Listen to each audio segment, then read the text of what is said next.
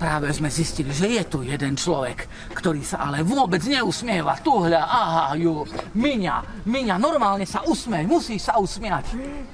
Aký, ja hovorím, usmej sa.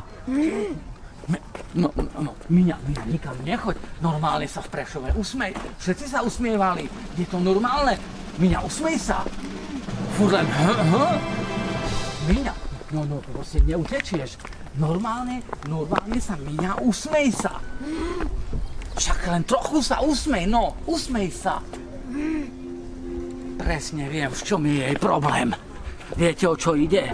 Pretože Zuza je jej sestra. A keby nemala sestru Zuzu, ona by bola Zuza. A? Kapli sme na to. Z krovia sa tu na nás vynorila akási normálna pohanská bohyňa. Pozrite.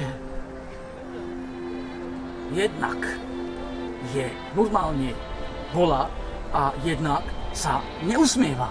Čiže my ju do nášho kresťansko-katolícko, čeriepkovského, rómsko-komunitného, misijného prostredia nevezmeme. Skúšame sa natočiť do bohyne, či sa náhodou nezačne usmievať, keď nás vidí.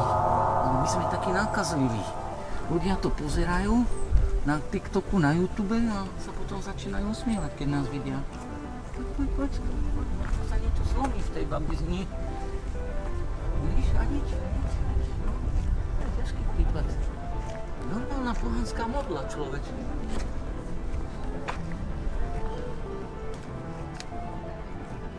Nechoďme veľmi blízko, aby nás neoplula, alebo čo?